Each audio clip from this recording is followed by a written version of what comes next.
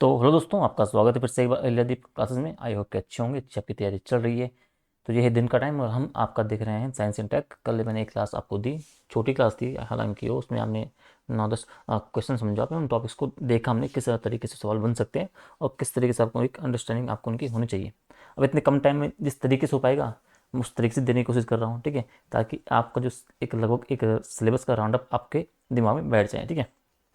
अगर टाइम होता तो हम प्रॉपर सभी चीज़ों को डिटेल में पढ़ते, बट टाइम तो है नहीं, बहुत कम टाइम है, ठीक है। जितना मैं हो सकता था उतना कर रहा हूँ। तो मतलब काफ़ी हद तक मैंने बहुत एफर्ट मारा है आपके लिए। तो अभी 3 पेपर बचे हैं आपके जीएस के, इन्हें भी हम फटाफट से करते हैं जिस तरीके से पॉसिबल है, जिस तरीके से ईजी है, ठीक है। बाकी देखते हैं फिर इससे बेहतर क्या हो सकता है आपके लिए, आगे हम देखते रहेंगे। अभी जो कंसर्न हमारा है वो है, हमने कल यहाँ तक देखा आपका स्टेम कोशिका थेरेपी को हमने पढ़ा, ठीक है। आपने उसके जो सेक्टर है, मतलब जो आपके टाइप्स ऑफ, आपने वो देखा।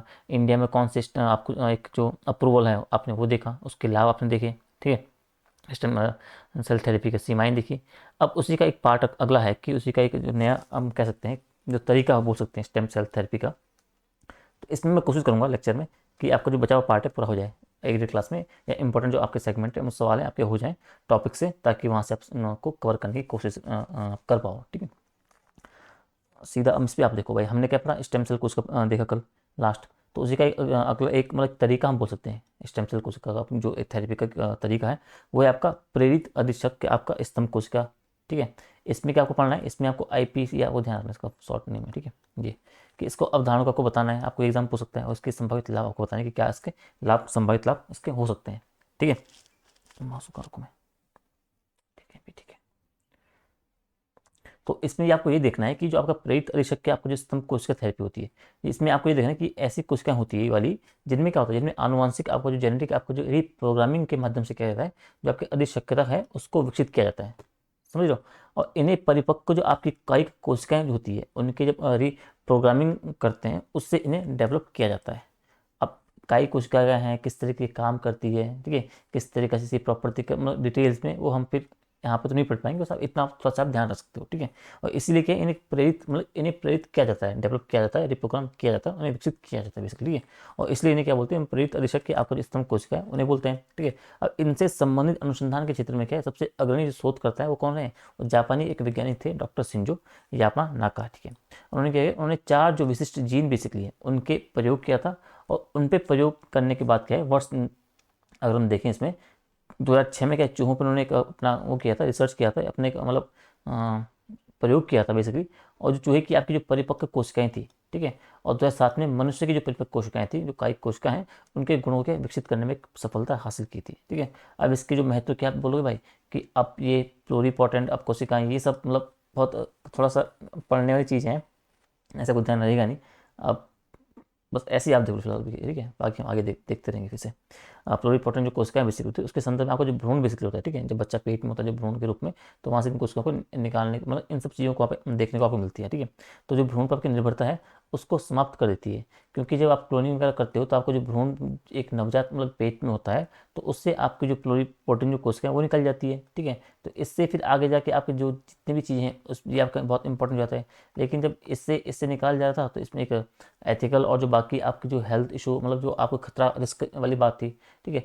पर जब इन्होंने डॉक्टर संजू ने आपका ये प्रयोग किया, तब अब जो ये कोशिका है अब इनसे निकालने पर निर्भर नहीं रही, ठीक है। तो क्या है, अब ये प्लूरिपोटेंट कोशिकाएं बेसिकली अब भ्रूण पर निर्भरता को समाप्त कर देती है, अतः इनसे जुड़े विवाद थे उनका भी समाधान हो जाता है। अगर इनकी बात की जाए तो ये परिपक्व कायिक कोशिकाओं से क्या है विकसित की जाती है, जिन्हें क्या है रोगग्रस्त व्यक्ति है उसके शरीर से ही आप प्राप्त कर सकते हो। अतः हम बात करेंगे इन्हें विकसित करने में क्या है, इन्हें विकसित जो है अंगों के परिप्रेक्ष्य में आप देखोगे तो एचएलए रिएक्शन की आशंका शून्य हो जाती है। अब एचएलए रिएक्शन क्या है भाई, ये पार्ट कैसे जुड़ते हैं किसी और पार्ट्स, तो वहाँ पे एक रिएक्शन की संभावना रहती है, तो ये थोड़ा अलग पार्ट है, ठीक है। सीमाओं की बात इसमें क्या देखो भाई, कि भाई आपकी जो आनुवंशिक जो आपकी रीप्रोग्रामिंग है उसके क्रम में जो आवश्यक जीन्स है उनको कोशिका में प्रवेश करने हेतु विषाणु का प्रयोग किया जाता है भाई। और वो जो क्या है, जो आपका विषाणु है वो एक अनिश्चित और एक अवांछनीय आपकी जो समस्या है वो पैदा कर सकता है। रीप्रोग्रामिंग की बात करो तो उसके लिए आपका प्रयोग किया जाने वाला आपका एक CMYC जो आपका जीन बेसिकली वो कैंसरकारी गुणों को धारण करता है, ठीक है। और उससे क्या आपकी इसकी जो अति सक्रियता होगी अगर, तो उससे क्या आपका कैंसर को जन्म हो सकता है, ठीक है। तो इतना को थोड़ा सा ध्यान रखना है। एक मिनट बस अब ठीक है, ठीक है। आगे आप देखो, अगला कौन सा पार्ट है, क्लोनिंग का आप तो समझो। अब क्लोनिंग का में भी होगा, हाँ, कि क्लोनिंग का अर्थ क्या है आपको ये समझना है। ठीक है, क्लोनिंग के अर्थ का आपको समझना है कि क्लोनिंग से आप क्या समझो। ठीक है, क्लोनिंग के अर्थ को समझाते हुए इसके प्रकारों की आपको चर्चा करनी है। तो क्लोनिंग आप ये समझो कि जो आपकी बायोटेक्नोलॉजी है उसके सेक्टर में जब जैविक संरचनाएं बेसिकली जो होती है, आपके हमने ऊपर कल पढ़ा था कि विशिष्ट आपके डीएनए खंड आपके हो गए, आपकी कोशिकाएं आपकी हो गई, आपकी संपूर्ण कार्यशील जीव जो भी चीज़ें हैं, उनकी जो आपकी आनुवांशिक रूप से क्या है, आपको पूर्णतः समान प्रतिलिपि तैयार करने की प्रक्रिया ही आपकी क्लोनिंग है। और तकनीकी एक विधि क्या है आपकी, वो क्लोनिंग रहती है। कहने का मतलब ये है कि अगर आप क्या करोगे, बायोटेक्नोलॉजी के सेक्टर में अगर जाओगे, ठीक है, तो वहाँ जो आपकी जैविक संरचनाएं हैं, चाहे आपका डीएनए खंड हो गया, कोशिका आपकी हो गई, या संपूर्ण आपका कार्यशील जीव हो गया, इन तीनों के संदर्भ में बात कर रहा है। ठीक है, तो इनकी क्या है, आपका जब आनुवांशिक रूप से अगर पूर्णतः आप एक कॉपी बनाते हो, समान एक प्रतिलिपि तैयार करते हो, तो उस तैयार करने की जो प्रक्रिया आपकी होगी, उस तकनीक को आप बोलोगे क्लोनिंग, और जो आपका तैयार होकर आएगा उसे बोलोगे क्लोन। ठीक है, तो इसको आपको थोड़ा सा समझते रहना है। ठीक है, ठीक है। अगला ये आपको ध्यान रखना है कि उद्देश्य के आधार पर इसके अब प्रकार हम बात करेंगे, क्लोनिंग के प्रकार कितने हैं, अगर हम उद्देश्य की बात करें। ठीक है, तो उद्देश्य के आधार पर देखोगे आप अगर, यहाँ पे, ठीक है, एक आपकी भी आणविक जीन क्लोनिंग, एक आपका होगा उपचारात्मक क्लोनिंग। ठीक है, अब आणविक जीन क्लोनिंग में आपको ये समझना है कि इसमें का जो विशिष्ट आपके स्पेसिफिक डीएनए खंड होगा, जीन होगा, उसकी एक कॉपी आप तैयार करोगे। इसके हम क्या बोलते हैं, इसमें आपका जो एक आरडीटी यानी कि आपका जो रिकॉम्बिनेंट डीएनए बेसिक होता है, उसकी टेक्नोलॉजी का आपको इसमें प्रयोग किया जाता है। और उसके माध्यम से आपके जो आणविक जीन क्लोनिंग के माध्यम से, मतलब आपको एक विशिष्ट, आपको अगर एक स्पेसिफिक डीएनए खंड या जीन आपकी इसकी कॉपी बनानी है, तो उसके लिए आपको डीएनए टेक्निक का, आपको जो रिकॉम्बिनेंट आपकी टेक्नोलॉजी, इसका आपको प्रयोग करना पड़ता है। ठीक है, सेकेंड आपका होता है एक उपचारात्मक क्लोनिंग, भाई अब इसमें क्या है, जो आपका चिकित्सकीय, आपका जो एक अनुसंधात्मक रूप है बेसिकली, तो इन दोनों के रूप से आपके महत्वपूर्ण, आपकी जो प्लूरिपोटेंट एक स्टेम सेल है, उसकी प्राप्ति के लिए आपके इसमें किया जाता है, जो आपके भ्रूण से लिया जाता है, हमने अभी ऊपर पढ़ा था। ठीक, अब इसमें आप देखो तो सोमेटिक सेल आपका होता है, उसमें जो आपका न्यूक्लियस होते हैं, तो सोमेटिक सेल न्यूक्लियस ट्रांसफर में क्या है, उस प्रक्रिया का आपका प्रयोग किया जाता है भाई, किसमें, उपचारात्मक क्लोनिंग में। तो इतना आपको थोड़ा सा ध्यान रखना है। ठीक है, समझ गए। आगे आप देखो, एक आपका होगा भाई कि प्रजनक क्लोनिंग की हम बात करोगे तो तीन क्लोनिंग आपको देखते रहनी है। ठीक है, अगर क्लोनिंग पर सवाल बनता है उसके प्रकारों की आपकी बात आती है। ठीक है, तो इसमें क्या आपका, जब प्रजनक क्लोनिंग की हम बात करेंगे तो इसमें आपका संपूर्ण जो आपका कार्यशील जीन होगा, उसका विकास जो है बेसिकली वो किया जाता है इसके माध्यम से। तो इसको आपको ध्यान रखना है। और इसमें भी आप देखोगे जो आपका सोमेटिक सेल बेसिकली होता है, न्यूक्लियस आपका ट्रांसफर यानी कि SCNT आपका होता है, उसका उस टेक्नोलॉजी का क्या प्रयोग किया जाता है। तो क्लोनिंग को समझना है, क्लोनिंग होती क्या है, उसके प्रकार को थोड़ा सा जानते हैं। ठीक है, अब उसी का एक पार्ट हम है आगे कि उपचारात्मक क्लोनिंग क्या है भाई, उससे आप क्या समझ रहे हो। ठीक है, इसके लाभ और सीमाओं की आपको चर्चा करनी है।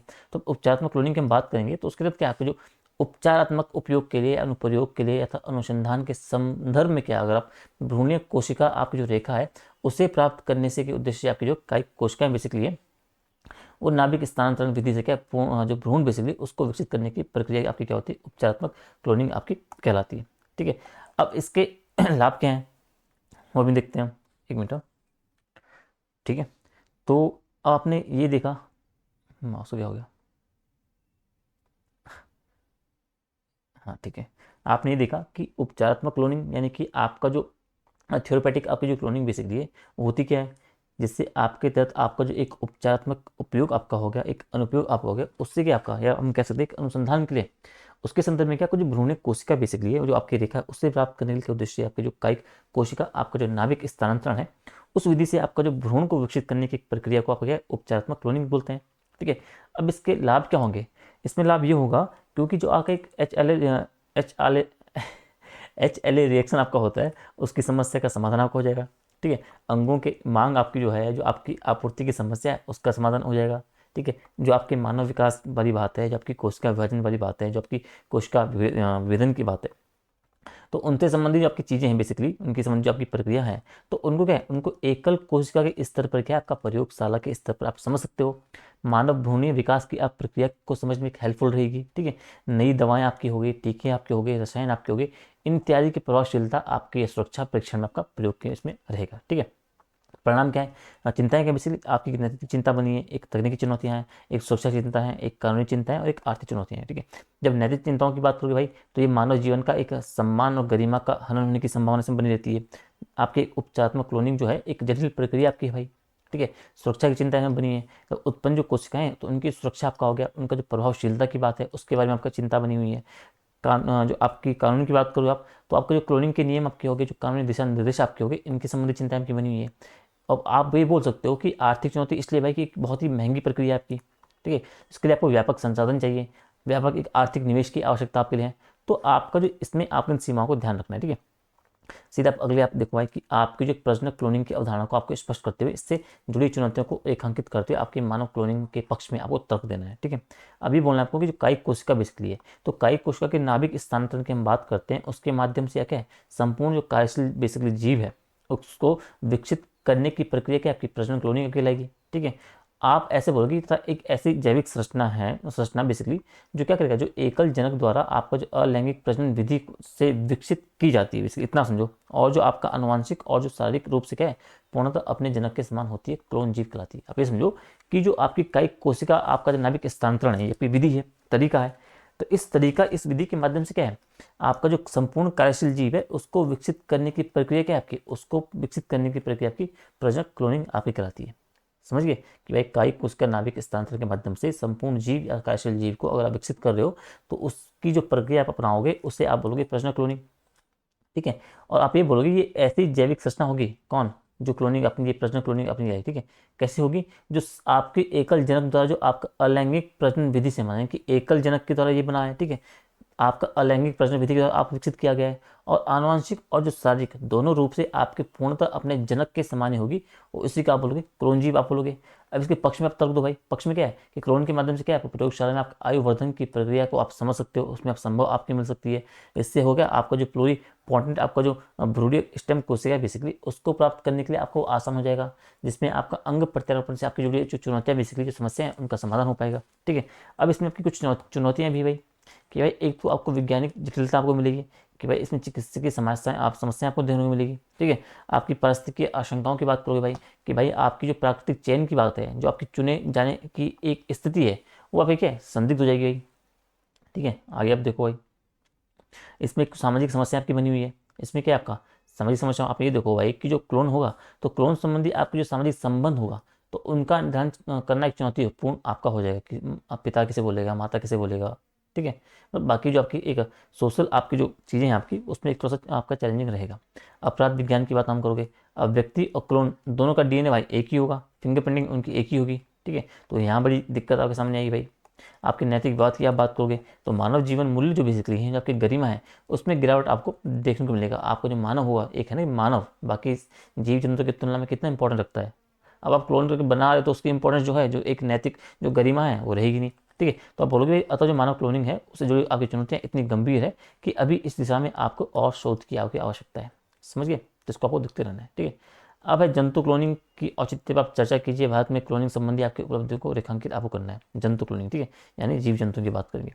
तो आप ये बोलोगे जैव प्रौद्योगिकी क्षेत्र में आपको जो जैविक संरचना बेसिकली है, आपको वही विशिष्ट डीएनए खंड आपकी कोशिका वही जो अपने जैविक क्लोनिंग की बात अब आएगी बेसिकली, तो आपको परिभाषा हमने ऊपर 2-3 बार देख ली, वही आपको हमने रखा है, ठीक है, कि भाई जैविक संरचना आपकी जो विशिष्ट डीएनए खंड आपकी कोशिका अथवा संपूर्ण जो कार्यशील जीव है उनकी जो आनुवंशिक आपकी जो रूप से पूर्णतः समान प्रतिलिपि आप तैयार करने की आपकी प्रक्रिया क्या होगी, आपकी तकनीक क्या होगी, आपकी विधि क्या, आपकी क्लोनिंग कहलाएगी। जो आपका जीव मिलेगा आप उसे क्लोन बोलोगे, होगी ना। और जब क्लोन इसके हम बात करें जंतु के संदर्भ में, फिर आपकी जंतु क्लोनिंग हो जाएगी। और जंतु क्लोनिंग को आप बोलोगे कि जो आपके प्रजनन क्लोनिंग कहलाती है भाई, ठीक है। और इसके अंतर्गत है आपका SCNT विधि। तो ये सारी विधि हमें डिटेल में पढ़नी होती है, ठीक है। अभी तो हम नहीं पढ़ पाएंगे, जब अगर नेक्स्ट अटैम्प्ट का मैं क्लासेस शुरू करूँगा, अगर मैं कर पाऊँ, अगर उस स्थिति में रहूँगा, देन हम डिटेल में पूरा पेपर आप गया हम कवर करेंगे, ठीक है। तो आप ये समझो कि आपके संपूर्ण कार्यशील जंतु को विकसित किया जाता है बेसिकली, इतना आप समझो, ठीक है। अब आगे आप देखो इसमें इसका औचित्य क्या है भाई जंतु क्लोनिंग का, कि भाई अगर पोषण के संदर्भ में आपके जो महत्वपूर्ण पशु हैं आप उनकी संख्या में वृद्धि करोगे, आप आर्थिक रूप से ऐसे जंतु बनाओगे जो आपके लिए उपयोगी हैं, उनकी क्लोनिंग आप करोगे। जैव विविधता का संरक्षण आपका होगा भाई, कि ऐसे कई सारे जीव जंतु आपके होंगे जो आपके विलुप्त होने के कगार पे हैं, जो आपके विलुप्त होने वाले हैं, उन्हें आप संरक्षण कर सकते हो। चिकित्सकीय अनुसंधान में एक हेल्प मिलेगी। आप अगर विशेष परिस्थितियों में क्या आप निसंतान जो दंपति बेसिकली अपने स्वयं के आनुवंशिक पदार्थों से विकसित बच्चों को प्राप्त कर सकते हैं। अगर भारत में क्लोनिंग संबंधी उपलब्धियों की हम बात करें भाई, तो जंतु क्लोनिंग का आपका समर्थक है। अब भारत जो है वो सिर्फ जंतु क्लोनिंग का समर्थक है भाई, ना कि मानव क्लोनिंग का। इस बात को ध्यान रखना है, ठीक है। जिसके लिए क्या अग्रणी संस्था कौन है आपकी जंतु क्लोनिंग में? एनडीआरआई आपकी जो है वो आपका कर्नाल हरियाणा में है, वो आपकी अग्रणी एक संस्था है जंतु क्लोनिंग के संदर्भ में, ठीक है। उसका उद्देश्य क्या है कि भारत में पोषण सुरक्षा आपकी हो गई, जैव विविधता बेसिकली हो गई, और जो आर्थिक लाभ है वो आपको प्राप्त करना है। उपलब्धियों की बात करेगी तो इसमें आपको उन्होंने क्लोनिंग जीव जंतु के नाम डाले जो भारत ने किए हैं। आप समरूपा की बात करोगे, ये क्या है? ये 2009 में विश्व की प्रथम आपकी क्लोनीकृत भैंस थी। आप गरिमा की बात करोगे, ये द्वितीय क्लोनीकृत भैंस थी। गामनी श्रेष्ठ नूरी क्या है? नूरी आपकी प्रथम क्लोनीकृत आपकी पश्मीना भेड़ आदि है, ठीक है। तो इन 4-5 नाम आपको थोड़ा सा याद होने चाहिए क्लोनिंग के संदर्भ में, जो भारत ने क्या हमने उसमें डेवलप उन्हें किया है, ठीक है। अगला ये बोल रहा है कि आनुवंशिक इंजीनियरिंग से आप क्या समझते हो? बहुत इंपॉर्टेंट टॉपिक है, इसे आपको देखना है कि जेनेटिक इंजीनियरिंग आपसे आप क्या समझते हो, उससे आप क्या मतलब आप उससे समझते क्या हो, जेनेटिक इंजीनियरिंग बेसिकली है क्या, ठीक है। और इसकी जो विधियाँ बेसिकली तकनीकी कौन कौन से माध्यम से आपकी आनुवंशिक इंजीनियरिंग की जाती है, उनके बारे में आपको चर्चा करनी है, ठीक है।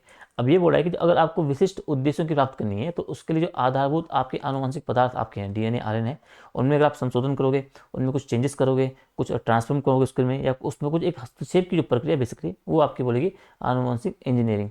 समझ गए?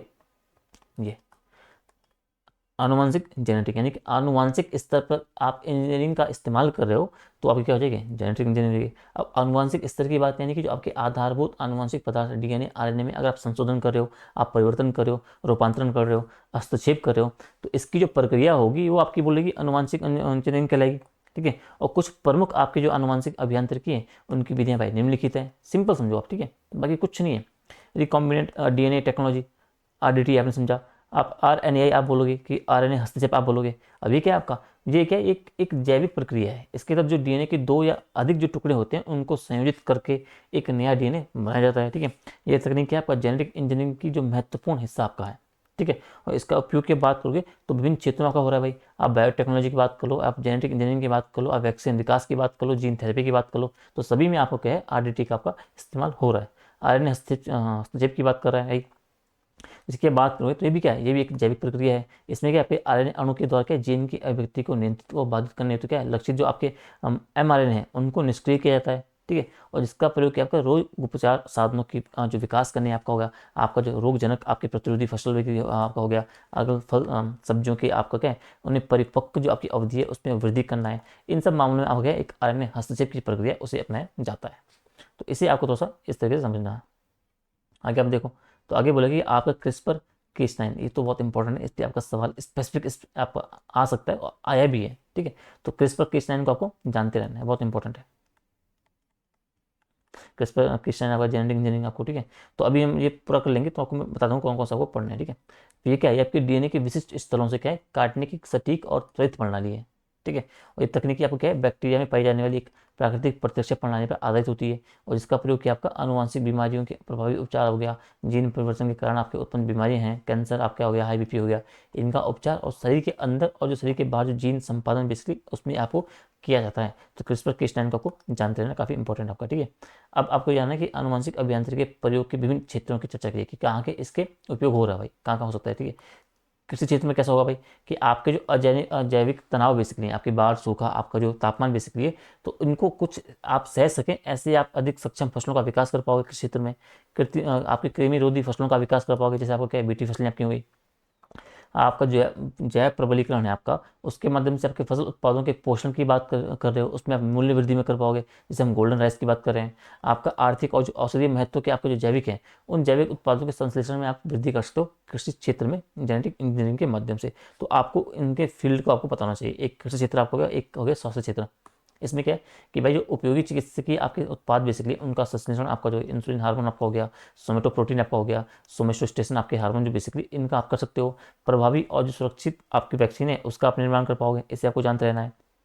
आगे आपको देखना है जीन थेरेपी में आप उपयोग करोगे, उपयोगी जो पराजीवी आपके जंतु हैं उनका विकास आप कर पाओगे।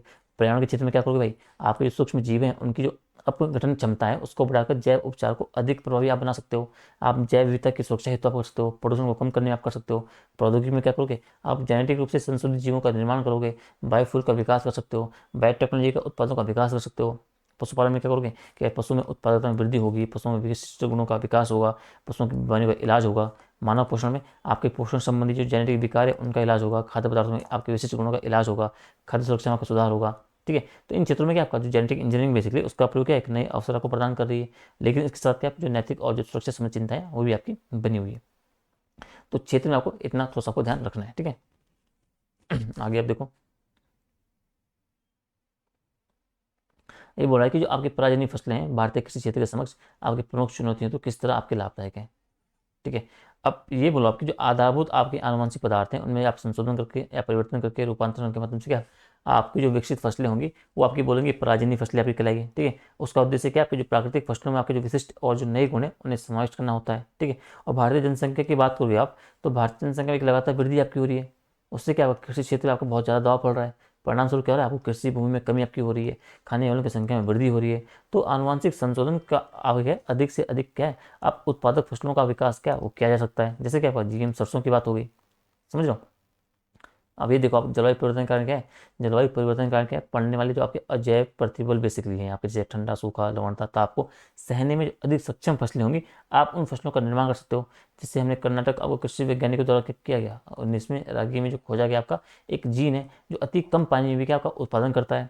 आप बोलोगे कि रासायनिक कीटनाशकों का आपका जो हो गए उर्वरक आपके हो गए इनके ज़्यादा उपयोग से क्या होगा, जो स्वास्थ्य आपका हो गया, जो भूमि आपकी है वो दूषित हो रही है। अतः रासायनिक कीटनाशकों पर निर्भरता कम करने वाली फसलों का आप विकास कर सकते हो, जैसे बीटी फसलें आपकी हुई। साथ ही आप बोलोगे कि भाई आप ऐसे फसलों का भी विकास ऐसे ऐसे फसलों का विकास कर सकते हो जिनके माध्यम से क्या है आपके खाद्य पदार्थों की जो पोषण में उसके मूल्य में वृद्धि हो रही है, जैसे गोल्डन राइस, ठीक है। साथ ही आप खान जो आपकी पौधों की खनिज उर्वरक उपभोग क्षमता बेसिकली है उसमें वृद्धि वाली जो फसल बेसिकली है, और जो औषधीय और जो आर्थिक महत्व के उत्पादों में संश्लेषण में वृद्धि करने वाली फसलों का विकास कर सकते हो, ठीक है। तो इस तरीके से आपको इन बातों का भी ध्यान देना, ठीक है। अब चुनौती आप समझो भाई कि आप जो जेनेटिक मॉडिफाइड आपकी फसलें हैं इनकी चुनौती क्या है। एक प्रभावशीलता आपको ध्यान रखनी है कि प्रभावशीलता क्यों है कि आप इसमें रखोगे कि आपको इसमें सार्वभौमिकता का अभाव देखने को मिलेगा, कि भाई जो आपकी ये आपकी आनुवंशिक फसलें बेसिकली होगी आपके एक क्षेत्र विशेष की आपकी जो जीएम फसल है वो अन्य क्षेत्र विशेष में आप अपर्याप्त प्रभावशीलता उसमें देखने को मिल सकती है, ठीक है। जो कीट कृमि नाशक फसलों के संदर्भ में क्या है, अब कीट कृमि क्या होंगे उस समय के साथ जितना लंबे टाइम बिताएंगे वो उनके संबंध में एक प्रतिरोधक क्षमता आप विकसित कर लेते हैं, तो प्रभावशीलता आपकी ये बनी रहती है। आपकी पारिस्थितिकी चुनौतियों की बात करो भाई, तो जीएम फसलें क्या वो परितंत्र हेतु पूर्णतः अवशिष्ट है, अवशिष्ट नहीं अपरिचित बेसिकली, ठीक है। तो आपकी जो जीएम फसलें बेसिकली होगी वो जब आएंगी तो परितंत्र हेतु पूर्णतः नहीं आपकी है, एक अपरिचित है। तो ये क्या होगा, ये एक आक्रमणकारी प्रभाव उत्पन्न कर सकती है। आप जीएम फसलों के जीन क्रॉस परंपराएं परितंत्र में जो जीन प्रदूषण बेसिकली उसको बढ़ावा दे सकती है।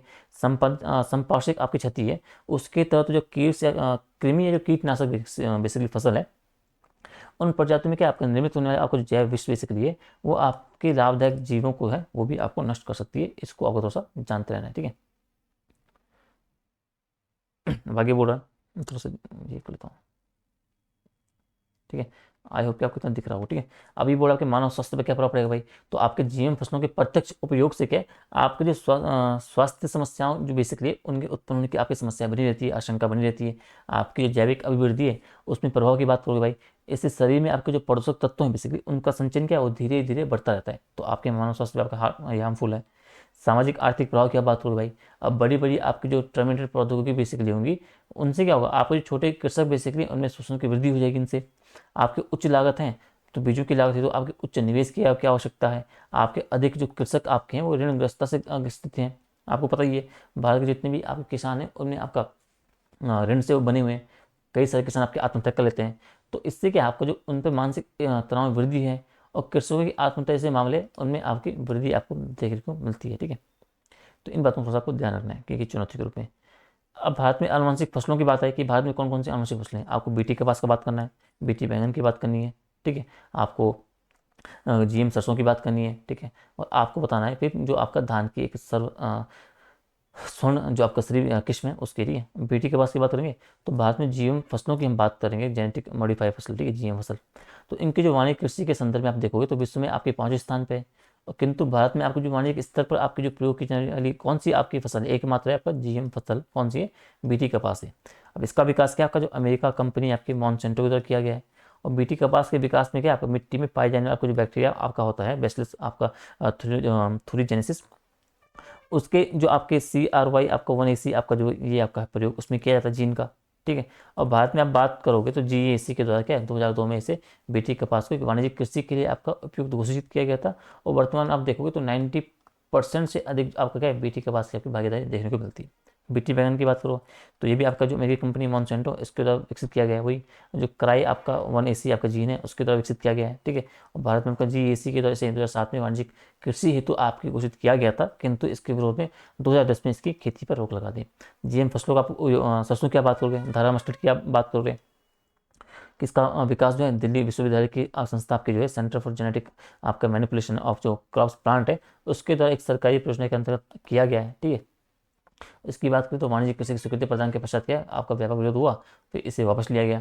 तो इसको आपको ध्यान रखना है। धान की आपकी स्वर्ण मिश्र आपकी जो स्वर्ण श्री आपकी जो किस्म है, तो आपका गोल्डन राइस में क्या आपका जो बी कैरोटीन आपका संश्लेषण है उसको प्रेरित करने से संबंधित है, जो मानव शरीर में आपको विटामिन 1 की आपूर्ति में आपका सहायक बना हुआ है।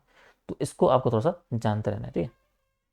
अगर आप देखोगे कि जीन चिकित्सा जैव प्रौद्योगिकी की जो महत्वपूर्ण उपलब्धियों में से एक है भाई, तो इसके महत्वपूर्ण जो उपयोग है आपके जो लाभ है उसको रेखांकित करते हुए इसे चुनौतियों को आपको प्रकाश आपको डालना है, ठीक है। एक मिनट।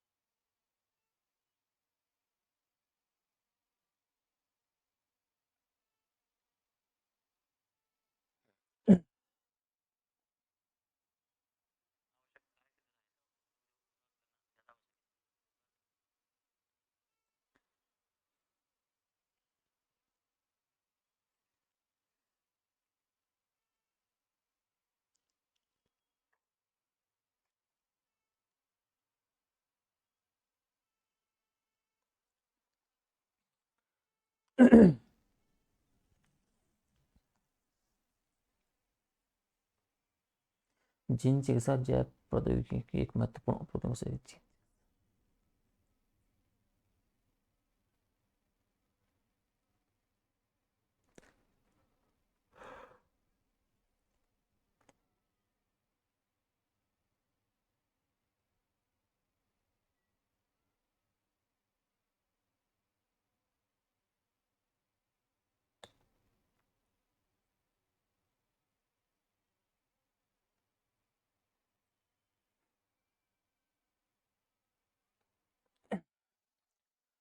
ठीक है, सॉरी है थोड़ा सा कैमरा ऑन रह गया था, मैं वीडियो ऑन रह गई थी।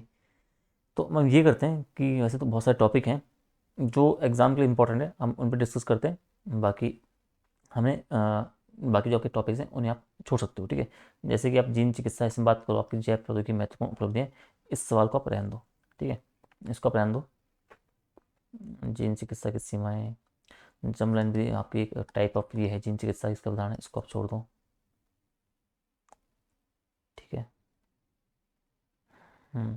आप सीधे यहाँ पे आओ। ट्रांसजेनिक पशु की आपकी अवधारणा को आपको स्पष्ट करना है और इसके अनुप्रयोग क्या बेसिकली है, उसकी सीमाएं क्या है, इनकी आपको चर्चा करनी है, ठीक है। अब सारा मैं उन टॉपिक्स को कर रहा हूँ, मतलब उन पॉइंट्स को दे रहा हूँ, मतलब उन सवालों को करवा रहा हूँ जिनसे आपके सवाल बन सकते हैं, ठीक है। ऐसे पढ़ने को तो आपका बहुत बड़ा सिलेबस है, बस मैंने कोशिश की कि आपके एक छोटे फॉर्म में जितनी आपकी कमांड मतलब उन टॉपिक से ज़्यादा रहे जो डिमांडिंग है आपके मेंस के एग्जाम के परस्पेक्टिव और जिनसे आपके PYQ में भी आपके सवाल बने हैं, ठीक है। तो आप ट्रांसजेनिक पशु की अवधारणा को समझो और उसके अनुप्रयोग और सीमाओं की आपको चर्चा करनी है भाई। तो आनुवांशिक वही कि अगर आप आनुवांशिक रूप से आप संशोधित आप कर रहे हो और ऐसे जंतु आप बना रहे हो जिनके जीनोम में किसी अन्य प्रजातियों के जो जीन है बेसिकली उसका प्रविष्ट कराया गया है, उसको डाला गया है, वो आपका पराजनी जंतु कराएंगे। ठीक है, तो ट्रांसजेनिक पशु या पराजनी जंतु बात एक ही है कि भाई आपने आनुवांशिक रूप से उन्हें मॉडिफाई किया, संशोधित किया बेसिकली, और ऐसे जंतु हैं, ऐसे जंतु बेसिकली जिनके जीनोम में आप क्या करोगे, किसी अन्य आपकी प्रजाति है उसकी जो जीव है तो उस जीव का जीन उसमें डाल रहे हो, उसमें प्रविष्ट करवा रहे हो, तो आपके जो पराजनी जंतु ये आपके कहलाएंगे। ठीक है, और इसके प्रमुख अनुप्रयोग की हम बात करेंगे, अगर अनुप्रयोग किस क्षेत्र में इसका हो रहा है, तो अध्ययन के क्षेत्र में आप बोलोगे भाई कि मानव जीन्स का प्रयोग करके आपका जो तैयार किए गए आपके जो ट्रांसजेनिक एनिमल बेसिकली हैं उनका उपयोग जो है, प्रयोग कुछ का विभाजन आपका हो गया, विभेदन आपका हो गया, आपका जो एक विशेषीकरण बेसिकली हो गया, उसमें जो जीन की भूमिका आपकी होगी क्या होती है उसको अध्ययन करने संबंधी आपके किया जाता है। आपके जो रोग उत्पत्ति संबंधी जो आपके जीन बेसिकली होते हैं उनकी कार्य प्रणाली की आपको अध्ययन भी आपका ट्रांसजेनिक जंतु के माध्यम से किया जाता है। आपका जो जैविक उत्पादों की प्राप्ति हम बात करेंगे तो आपका ट्रांसजेनिक बकरी का विकास करोगे। ठीक है, जिससे आपका दूध एम्फीसीमा से ग्रस्त जो व्यक्ति होंगे उनके उपचार में सक्षम होता है। ठीक है, आप बोलोगे कि प्रथम आपके जो ट्रांसजेनिक आपकी जो गाय थी वो रोजी का आप एग्जाम्पल दोगे, उसको अल्फा आपको जो लैक्टोबैसिलस का जो था उसका संश्लेषण करने वाला जो जीन था उसका प्रयोग करके विकसित किया गया था। ठीक है, उसके माध्यम से क्या हुआ, जो प्रोटीन में आपका समृद्ध दूध है आपका, ठीक है, उसका निर्माण किया गया। आप परीक्षण की बात करोगे कि भाई जो ट्रांसजेनिक पशुओं का प्रयोग है उनका जो आपका है वो आपका जो टीका आपका जो वैक्सीन है उसकी प्रभावशीलता आपका परीक्षण में, आपको जो रसायन आपका हो गया विषाणुता के परीक्षण में भी आपका किया जाता है। इस तरीके से आप बोलोगे। ठीक है, आगे कि भाई जो अंग प्रत्यारोपण के क्षेत्र में आप बोलोगे, अगर ट्रांसजेनिक पशु आपके जैसे आपके सूअरों में आपके मानव अंग आपका हो गया हृदय, आपके यकृत, इनका निर्माण किया जा सकता है। ठीक है, तो इनको आपको अनुप्रयोग के रूप में आपको बताना है। फिर सीमा क्या बताओगे आप, क्या है विशेष रूप से क्या है जो मानव जीन जो बेसिकली है वो किसी अन्य जंतु में सुचारू अभिव्यक्ति की चुनौती बनाता है। आप बोलोगे कि भाई जीन के साथ क्या है, जंतु के जीनोम की एक अंतर्क्रिया है उसकी अनिश्चितता को दर्शाता है। ट्रांसजेनिक जंतुओं में जो आपके प्राप्त खाद्य उत्पाद हैं उनके संदर्भ में आपका जो स्वास्थ्य सुरक्षा है वो संबंधी आपकी चिंताएं आशंकाएं आपकी बनी हुई है। ठीक है, अगला आपका एक समिति है, इससे आप छोड़ सकते हो, जेनेटिक इंजीनियरिंग आपको मूल्यांकन समिति क्या, तो वही आपको ये जो जेनेटिक इंजीनियरिंग आपको मूल्यांकन समिति आपका जो पर्यावरण आपका वन और जलवायु परिवर्तन के मंत्रालय के अंतर्गत आती है। और कार्य आपको ये कि आनुवंशिक रूप से आपके जो संशोधित आपके सूक्ष्मजीव आपको उत्पाद हो गए, कृषि हो गया, तो उसमें उपयोग की स्वीकृति वगैरह अस्वीकृति प्रदान करने का इसका काम है। और ये समिति क्या है, आपका आनुवंशिक रूप से आपके जो संशोधित आपके बीज हैं उसके लिए स्थापित किया गया था, भारत का सर्वोच्च नियामक है उस चीज़ के लिए। और पर्यावरण संरक्षण अधिनियम 1986 के अंतर्गत आप ये नियम 1989 के अंतर्गत उपयोग है। कार्य क्या आपका जो आपका जीएमओ और जो हानिकारक सूक्ष्म जीव है उनके प्रयोग, व्यापार, भंडारण, संस्थान आदि के विषय में आपका निर्णय लेने वाली एक सर्वोच्च संस्था के रूप में काम कर रही है। इसको आपको देखना है। अब एक डिजाइनर बेबी की अवधारणा का समझो भाई, ये क्या है, इसके आपको नकारात्मक सकारात्मक कुछ नकारात्मक पक्ष हैं उनको भी आपको चर्चा करनी है। अब ये बोलो, आपके जो कृत्रिम रूप से चयनित या निर्धारित जो आनुवंशिक प्रारूप में आपका हो जाएगा, जेनेटिक मेकअप हम बोलेंगे, तो ऐसे बच्चे होंगे वो आपके डिजाइनर बच्चे कहलाएंगे कि भाई उन्हें कृत्रिम रूप से आप चयन किया, निर्धारण किया और फिर आपके आनुवंशिक प्रारूप यानी कि जेनेटिक मेकअप उन पे किया, फिर आपने जो बच्चे पैदा किए आपके डिजाइनर बच्चे आपके हो गए। ठीक है, उसमें आपके क्या हो गए, आनुवंशिक इंजीनियरिंग के माध्यम से आपके जो जीनोम है, तो जीनोम की विशिष्ट लक्षणों वाले जो जीनों से निर्मित किया जाता है, इनको भी ध्यान रखना है। ठीक है, अब इसके पक्ष क्या है, आपके सकारात्मक पक्ष क्या है, तो वैज्ञानिकों के अनुसार क्या है कि जीवन प्रत्याशा है उसमें इसके माध्यम से उसमें क्या आपको 30 वर्ष तक की आप वृद्धि कर सकते हो। बीमारियों के प्रति आप संवेदनशील जीनों को जो है वो आप जीनोम से हटा कर क्या है आप जीवन की जो गुणवत्ता है उसमें वृद्धि की जा सकती है। समझ लो कि भाई आपको पता है कि ए है, ठीक है, इसके जीन में कुछ आनुवंशिक बीमारी है, कुछ कमी है, तो जन्म से बाद इसके बच्चों में जाएगा, तो आप इसके जीन में वो चीज़ों को आप एडिट करोगे। ठीक है, जो बीमारी वाला पार्ट है उसे हटा दोगे और अच्छे पार्ट आप आगे डाल दोगे, तो कहने का मतलब कि जीन गुणवत्ता में वृद्धि करोगे। आप आनुवंशिक बीमारियों के लिए क्या उत्तरदायी जो जीन बेसिकली उनको स्वस्थ जीनों से आप प्रतिस्थापित कर सकते हो। शारीरिक और जो मानसिक क्षमता में वृद्धि की जा सकती है। पर्यावरणीय दिशाओं के में होने वाले जो अनिवार्य परिवर्तन है उनके प्रति आप सहनशीलता में वृद्धि की जा सकती है। अब इसके नेगेटिव पक्ष क्या है, आपका डिजाइन बीवी की जो अवधारणा बेसिकली है वो आपकी आनुवंशिक विविधता की जो आपकी सर्वाधिक स्वाभाविक प्रक्रिया को बाधित करती है। जो क्या है, जो आपका क्या है, जो बेसिकली आपका जो प्राकृतिक आपका चयन है, तो प्राकृतिक चयन की जो प्रक्रिया है उसको नकारात्मक रूप से आपको प्रभावित करने का काम करती है, जिसके परिणाम स्वरूप आपके बड़े प्राकृतिक परिवर्तन जो बेसिकली मानव प्रजाति के अस्तित्व पे आपका खतरा हो सकते हैं, घातक हो सकते हैं। डिजाइनर बेबी की अवधारणा की बात करो तो एक नवीन प्रकार के एक सामाजिक विभाजन और संघर्ष को जन्म दे सकती है। डिजाइनर बेबी की हम बात करेंगे तो उसको विकसित करने हेतु आप क्या है, वृहद स्तर पर आपका जो अनुवांशिक संशोधन बेसिकली वो किए जाते हैं, जिनकी सफलता जो है संदिग्ध और जो परिणाम अनिश्चित आपका होता है। आनुवंशिक रूप से आप बोलोगे जो संशोधित आपका मानव भ्रूण है उसको गर्भाशय में विकसित करना प्रकृति के विरुद्ध है भाई। और इसलिए आपका जैव प्रौद्योगिकी संपन्न जो लगभग सभी देश हैं उसमें कानूनी रूप से आपका एक प्रतिबंधित किया गया है। तो आप बोलोगे कि जो डिजाइनर बेबी है उसके विकास संबंधी आपकी चुनौतियां हैं और इससे जो आपकी समस्याएं वो आपकी गंभीर पर्याप्त बनी हुई है, इसलिए इन्हें विकसित करने पर आपका विधिक प्रतिबंध आपका उचित प्रतीत होता है। आप कभी जाओगे इसके संदर्भ में। ठीक है, ठीक है, आगे देखते हैं आपका। ठीक है, अगला आप देखोगे, अरे बीच में मैं वीडियो पॉज कर रहा था क्योंकि मैं थोड़ा सा एक बीच में करता है समय थोड़ा, जब बोलते बोलते थक जाए इंसान थोड़ा सा मैं रेस्ट ले लेता हूँ, गैप थोड़ा सा 2-3 मिनट का, 5 मिनट लेता हूँ, थोड़ा सा फोन चला लेता हूँ। ठीक है, तो शायद अभी मैं वो वीडियो पॉज शायद हुई नहीं, वो मैंने ध्यान दिया नहीं बेसिकली। तो चलो कोई नहीं, आप उसे थोड़ा सा स्किप कर देना उस पार्ट को। ठीक है, तो अगला इसमें आपको ये देखना है कि आपका माइटोकॉन्ड्रियल डीएनए बेसिकली है आपका, हम बोल सकते हैं इसका जो माइटोकॉन्ड्रियल डीएनए रिप्लेसमेंट थेरेपी आपकी होती है, इसे आप बोलते हो एमटी डीएनए। ठीक है, तो इसकी अवधारणा क्या है भाई, तो इसी को आप बोलोगे ये आपका क्या अवधारणा है, आपका थ्री पैरेंट बेबी की अवधारणा व्यक्ति है। ठीक है, तो आपका थ्री पैरेंट बेबी आपका क्या क्या आपका सवाल इसमें पूछा जाएगा या आपको घुमा के इसको बोलेगा कि थ्री पैरेंट बेबी आपका क्या होता है, और इससे अवधारणा आप क्या समझते हो। तो आप बोलोगे कि भाई जो एमटी डीएनए है उसमें आपके जो दोष हैं उससे शरीर के अनिवार्य अंग बेसिकली आप जैसे यकृत आपका हो गया, हृदय, वृक्क, आपका मस्तिष्क, फेफड़े, मांसपेशियां, उनकी कार्य प्रणाली में आपके गंभीर रूप से प्रभावित होती है भाई। ठीक है, और माइटोकॉन्ड्रियल डीएनए आपका प्रतिस्थापन जो आपकी चिकित्सा बेसिकली है एमटी डीएनए। ठीक है, तो इसमें आप करोगे तो इसमें क्या आपका जो इससे संबंधित आपके जो दोष मुक्त आपकी संततियों को आपको सुनिश्चित करने में आप क्या एक संपादित किया जाता है। कहने का मतलब है, तो जूम कर लो ताकि आपको साफ दिखे कम क्वालिटी में भी। ठीक है, तो ये बोला है कि एमटी डीएनए में अगर आप डीएनए आपका होता है माइटोकॉन्ड्रियल डीएनए, उसमें जब दोष होता है तो उसमें दोष होने से आपको शरीर के आपके अनिवार्य अंग है जैसे आपके यकृत, हृदय, वृक्क, मस्तिष्क, फेफड़े, मांसपेशियां जो भी है, इनके कार्य प्रणाली में गंभीर रूप से आपके इम्पैक्ट पड़ जाता है, उन पे एक प्रभाव पड़ता है। ठीक है, और जो माइटोकॉन्ड्रियल डीएनए बेसिकली उसको प्रतिस्थापन करने के लिए आपकी चिकित्सा बेसिकली है एमटी डीएनए, उससे संबंधित दोष मुक्त के आपके संततियों को सुनिश्चित करने में आपको संपादित किया जाता है। तो अगर आप चाहते हो कि आपकी संतान ऐसे प्राप्त हो जिसमें आपके एमटी डीएनए के दोष ना हो, तो एमटी डीएनए का आपको प्रतिस्थापन जब करना है तो उसमें आपको इसकी बात करता है भाई। ठीक है, और जो प्रक्रिया होती है उसमें क्या हो गया, उसमें आपके जो माता के जो दोषपूर्ण आपके माइटोकॉन्ड्रियल डीएनए होगा उसको गर्भाशय के बाहर एक जो स्वस्थ महिला होगी, मतलब एक महिला जो डोनर बेसिकली होगा उसके स्वस्थ माइटोकॉन्ड्रियल डीएनए में बदलकर पिता के शुक्राणु के साथ आपका निश्चित कराया जाएगा। ये समझो, ये भाई एक मदर है, ये फादर है, तो मदर के आपका जो माइटोकॉन्ड्रियल डीएनए आपका होगा ना उसमें आपका दोष पाया जाएगा। ठीक है, तो यहाँ से उनको डीएनए को निकाल के ये आपका जो दोष है उसको निकाल दिया। ठीक है, ये आपके पिता हो गए।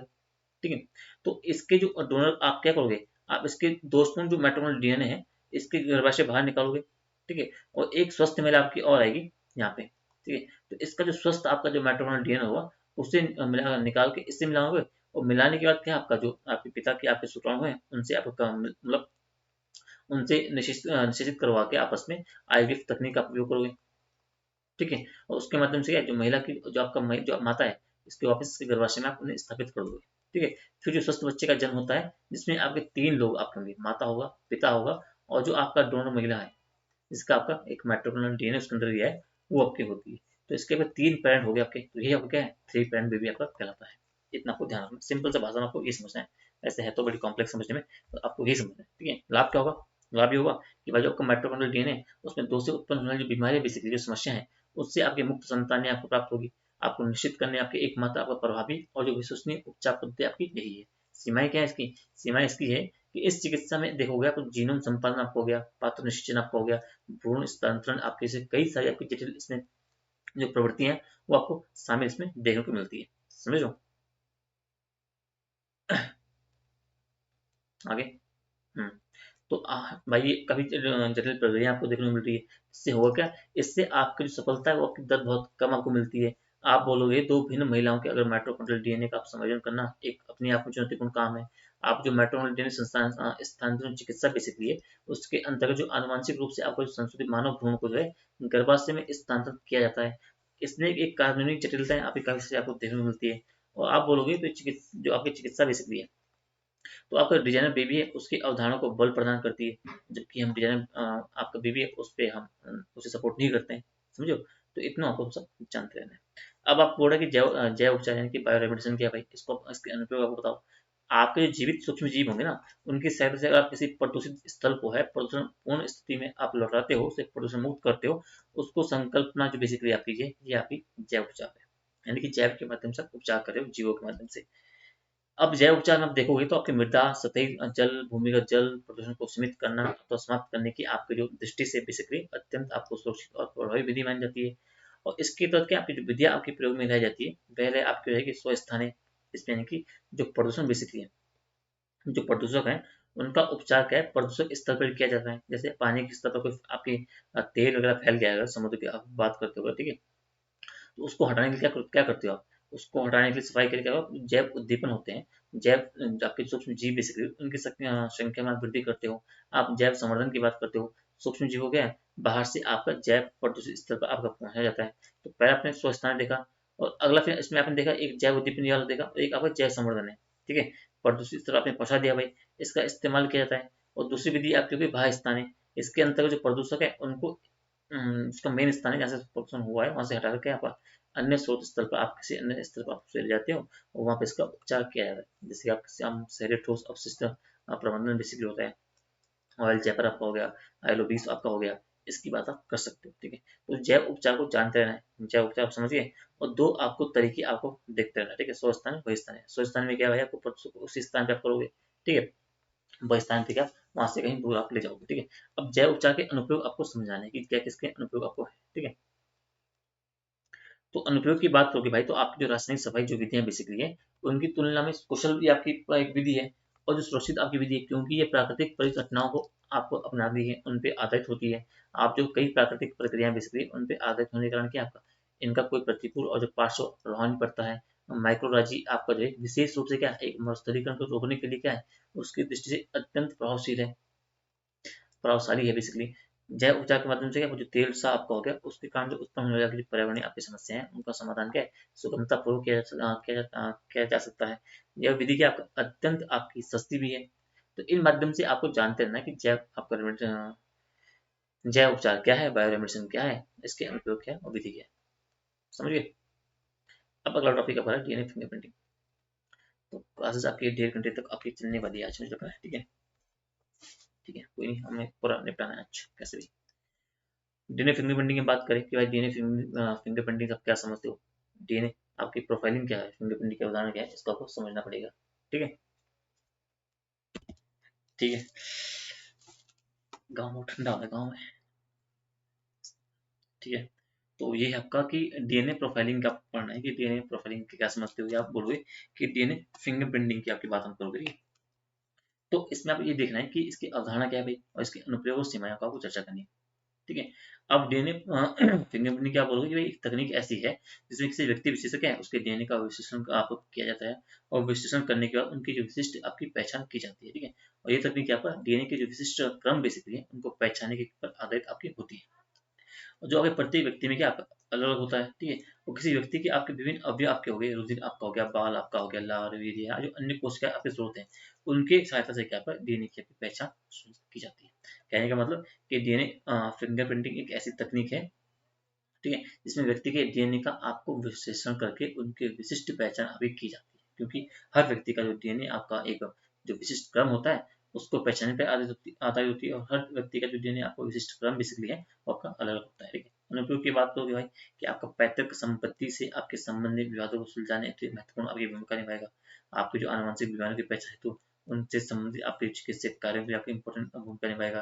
आपके बच्चों को जो है उनके वास्तविक माता पिता की पहचान के लिए, जो आपराधिक गतिविधियां हैं उनके संबंधित जो आपके गुत्थियों को सुलझाने के लिए, शवों की पहचान के लिए, संकटापन्न जो आपकी प्रजाति है उनके संरक्षण की बात कर रहा है। सीमाएं क्या है पर कि डीएनए फिंगरप्रिंटिंग तकनीक में एक मुख्य समस्या यह रही है कि आपका जो नमूना है वो आपका सरलता से नष्ट हो जाता है, ठीक है। तो एक चुनौती आपकी ये बनी हुई है, नष्ट हो सकता है बेसिकली। इसकी प्रक्रिया क्या आपकी अत्यंत जटिल बनी हुई है, उसके कारण जो डीएनए पैटर्न है उसको पढ़ने आपकी सहज आपको असहज आपकी होती है, ठीक है, जिससे आपको कभी कभी अस्पष्ट साक्ष्य ही प्राप्त आपके हो पाते हैं। क्लोन और उसके जो जनक में अंतर नहीं किया जा सकता इस संबंध में। और डीएनए फिंगरप्रिंटिंग क्या है, जंतुओं के आपके संक्रमण दर्शाने में आपका असमर्थ है, इसका बहुत पसंद जानते हैं, ठीक है। अब सहायक प्रजनन प्रौद्योगिकी, इसको आप छोड़ दो। आप इम्पोर्टेंट है थोड़ा सा तो देखते हैं कोई सरोगेसी वाला पार्ट इसमें थोड़ा सा है इम्पोर्टेंट, इस चक्कर से इम्पोर्टेंट हो जाता है कि भाई सहायक प्रजनन प्रौद्योगिकी के संदर्भ में सरोगेसी के लाभ और सीमाएं, बेसिकली उनकी आपको चर्चा करनी। बेसिकली सरोगेसी का आपका सवाल आएगा, सरोगेसी आप समझ लेना कि भाई सहायक प्रजनन प्रौद्योगिकी हम बात करोगे उसके अंतर्गत एक ऐसी चिकित्सकीय प्रविधियां आपकी शामिल होती है जिनका उपयोग जो है मुख्य रूप से आपको संतान प्राप्त करना है, संतान उत्पत्ति में आपको जो अक्षमता है उसको उपचार हेतु किया जाता है। जैसे आईवी हो गया आपका, आईसीएसआई आपका हो गया, सरोगेसी हो गया। कहने का मतलब है जो आपकी संतान प्राप्त नहीं कर पा रहे, जो उसमें सक्षम नहीं है, तो उनको पास एक अतिरिक्त ऐसा एक माध्यम हो, एक तरीका हो जिसके माध्यम से उन्हें संतान प्राप्त वो कर सकें। तो जितनी भी आपकी प्रजनन आपकी होती है, सहायक प्रजनन आपकी प्रौद्योगिकियां आपकी होगी, वो सभी आपकी इसके अंतर्गत आएगी। तो एक आपका आईवीएफ आपका हो गया, आईसीएएस आपका ये हो गया, ठीक है, आई सी ए और आपका हो जाएगा सरोगेसी। और अब इसमें बात कर रहे हैं सरोगेसी के संदर्भ में, आपने इंट्रो में इन तीनों को बता दिया। आप सरोगेसी क्या बोल भाई, कि सरोगेसी क्या है? सरोगेसी सामान्यतः एक विधिक आपका अनुबंध है, उस पर आधारित होता है, जिसमें आपका एक महिला सरोगेट माँ है, वो आईवीएफ के माध्यम से क्या है, वो जो प्राप्त भ्रूण है उसको अपने गर्भाशय में स्थापित करवा के उसके जो भ्रूण विकास को पूरा करती है 9 महीने का, और जन्म पश्चात क्या है, दंपति को सौंप देती है। ये आपका सरोगेसी है, समझ गए। अब सरोगेसी लाभ क्या है बेसिकली, तो लाभ इसका ये कि जो प्रजनन में आपके अक्षम आपके दंपति है उनको संतति प्राप्त आपको करनी है भाई, ठीक है, उसके लिए आपका महत्वपूर्ण भूमिका निभाएगा। अगला क्या आप बोलोगे कि आपका जो गर्भाशय के आपकी जो विकृत अवस्था है उसके कारण आप ये बात करोगे, आपके समलैंगिक हैं उनको संतान प्राप्ति में अच्छी भूमिका इसकी है। आप जो सिंगल पेरेंट है उनकी दशा में कोई संतान प्राप्त हो सकती है सरोगेट के उसमें, सरोगेट के संदर्भ में। आपके स्वास्थ्य समस्याएं कुछ चल रही है, उनके कारण इससे गर्भाशय आपको गर्भ धारण नहीं कर पा रही है, उसके संदर्भ में आपका सरोगेसी इंपॉर्टेंट रोल निभाता है। सेवाएं क्या है भाई, सरोगेसी सेवा देने वाली आपकी चिकित्सा केंद्रों की एक विवादास्पद भूमिका आपकी होती है। सरोगेट माँ है उसका शोषण आपका हो गया, उसकी गरिमा के हनन की आशंका आपकी होगी। सरोगेसी क्या है, एक चिकित्सा सेवा की जगह क्या है, एक अभिजातीय वर्ग सुविधा के रूप में आपको लोकप्रिय होना। आपने देखा होगा कई जो अमीर लोग ऐसे हैं, एक ऑप्शनल ग्रुप में, आप अपना फिगर खराब नहीं करना चाहते, कौन बच्चों को पेट में रख करना मैंने, ठीक है, तो वो क्या करते हैं, एक मतलब कह सकते हैं कि एक चिकित्सा सेवा की जगह क्या है, अभिजात्य वर्गीय सुविधा के रूप में लोकप्रिय हो गया, और कई आप एक ऐसे देखने को मिले थे कुछ टाइम पहले। दंपति और सरोगेट माँ के मध्य कानूनी विवाद क्या आपकी आशंका होती है, और सरोगेट से प्राप्त बच्चों की नागरिकता संबंधी चीजें आपकी क्या है, उसमें आपके काफी कंसर्न में रहता है कि अगर विदेशी नागरिकों के संदर्भ में अगर आप करते हो तो जटिल समाधान आपको संबंधित जटिलताओं का सामना आपको करना पड़ सकता है, ठीक है। अब इस संदर्भ में एक मूवी आई थी, मूवी का नाम कृति सेनन उसमें एक्टर थी, और मनोज बाजपेयी, हाँ मतलब कृति सेनन थी, और एक और जन के पंकज त्रिपाठी उन पे है, ठीक है। मूवी का नाम मिन्नी है क्या, मूवी का नाम ऐसी मूवी है, और उस सरोगेसी पे ही उसकी चिंताओं को, उसकी समस्याओं को, उसकी प्रक्रिया को आप पूरी तरीके से वहां से समझ सकते हो, आप उस मूवी को जाकर देख सकते हो, ठीक है। अच्छी मूवी, कॉमेडी उसमें काफी अच्छी खासी है, ठीक है। अब बात करेंगे नैनो प्रौद्योगिकी की, काफी इंपॉर्टेंट है। इसकी अवधारणा क्या है भाई, लाभ क्या है, हानि क्या है, इनकी चर्चा करो। तो नैनो प्रौद्योगिकी भाई क्या है, विज्ञान और प्रौद्योगिकी वो शाखा है जिसके अंतर्गत 1 से 100 तक के जो नैनोमीटर है, जो आपके नैनो आकार के पदार्थ होंगे उनका अध्ययन किया जाता है। और इस प्रौद्योगिकी का उद्देश्य क्या है आपका इस प्रोजेक्ट का उद्देश्य है कि आपके जो नए आपके पदार्थ बेसिकली हैं, आपके उपकरण बेसिकली है, उनका आपको विकास करना है, जो विशिष्ट गुण धारण करते हो, विशिष्ट गुणों के साथ क्या आपके विभिन्न क्षेत्रों में उपयोग किए जा सके, इतना को ध्यान रखना है। इनका लाभ क्या है कि भाई नैनो तकनीक से आपके सस्ते और उच्च कार्य क्षमता वाले आपके सोलर सेल बनाए जा सकते हैं। आपके नैनो मटेरियल से आपके जो बने लाइटिंग उपकरण आपके होंगे, एलईडी आपके होंगे, वो काफी ऊर्जा दक्ष होते हैं, जिनसे ऊर्जा की बचत होती है। नैनो तकनीक की मदद से आपके नवीकरण ऊर्जा स्रोत बेसिकली उनका विकास आप कर सकते हो। जीवाश्म ईंधनों पर आपकी निर्भरता क्या आपकी कम हो जाएगी। आप बोलोगे नैनो तकनीक के माध्यम से उत्पादक जो आपकी कृषि उत्पादकता है वो भी आपकी बढ़ाई जा सकती है। आप सूखा रोधी न्यूनजन फसल की आप बात कर सकते हो। आप जल शोधन की बात होगी, आपकी सीवेज आपका ट्रीटमेंट हो गया, इन सभी में आपकी नैनो तकनीक का आपका काफी महत्वपूर्ण भूमिका निभा सकते हो, ठीक है। मार्वल की मूवी आप देखते हो, आपने देखी होगी मार्वल की मूवीज, आयरन मैन हो गया, आयरन मैन 2 हो गया, जो भी है, तो उसमें आप देखते हो जो आयरन मैन का सूट आपका हो गया, जो कुछ भी चीजें आपकी है, वो आपके उसमें नैनो टेक्नोलॉजी का काम करती है, वो सारी बेस है नैनो टेक्नोलॉजी में। तो वहाँ से आप समझ सकते हो कि नैनो टेक्नोलॉजी कितनी एडवांस आपकी हो सकती है। समझिए। इसकी हानि क्या है भाई? तो हानि आप बोलोगे ये अपने में अत्यंत सूक्ष्म आकार के हैं। उसका कारण ये मानव आपका हो गया, अन्य आपके जीव हो गए, उनके शरीर में आपके आसानी से प्रवेश कर सकते हैं। नैनो कण आपके जो है अजैव निम्नीकरण होते हैं। एक बार एक आप बोल सकते हो कि अतः एक नए प्रकार के एक अजैव निम्नीकरण प्रदूषक के रूप में आपके सामने आ रहे हैं बेसिकली। नैनो पदार्थ के उत्पादन आपकी हो गई, पैकेजिंग आपका हो गया, परिवहन हो गया। इनमें जो कार्य श्रमिक बेसिकली है, ठीक है, इनमें जो कार्य आपका श्रमिक वगैरह है, ठीक है, तो उनके स्वास्थ्य में आपके विभिन्न प्रकार के व्यावसायिक रोग उत्पन्न हो सकते हैं। आप ये नैनोकण की बात करो तो खाद्य श्रृंखला में आपके प्रवेश कर लेंगे, और जैसे खाद्य श्रृंखला में प्रवेश करेंगे आपके संबंध में आ गए गंभीर स्वास्थ्य समस्या आपको उत्पन्न हो सकती है। तो नैनो प्रौद्योगिकी को आपको इतना सब जानते रहना है, ठीक है। बेसिकली बोले कि आपके इनका जैव निर्माण नहीं होता है, इसलिए पर्यावरण में संचित नहीं हो सकते और जल और मृदा को आपका संतुलित कर सकते हैं, ठीक है। अब नैनो प्रौद्योगिकी अनुप्रयोग क्षेत्र आप देखो कहाँ का इसके ऊपर हो सकता है। आप जीव विज्ञान की बात करोगे, आप इलेक्ट्रॉनिक्स की बात करोगे, आप बोलोगे भाई कि ये ऊर्जा में आपका हो जाएगा, ऑटोमोबाइल में आपका हो जाएगा, ठीक है, आपका वस्त्र उद्योग में हो जाएगा, हर जगह आगे बहुत आयामी बहुआयामी इसका सेक्टर आपको देखने को मिलेगा। अब चिकित्सा में कैसे भाई? जीव विज्ञान में कैसे कि भाई ऊतक अभियांत्रिकी के अंतर्गत क्या आप क्षतिग्रस्त ऊतक हैं उनको प्रतिस्थापन करके अथवा अपने ऊतकों का संवर्धन कर सकते हो। आप कोशिकाओं का कृत्रिम रूप से संवर्धन कर सकते हो।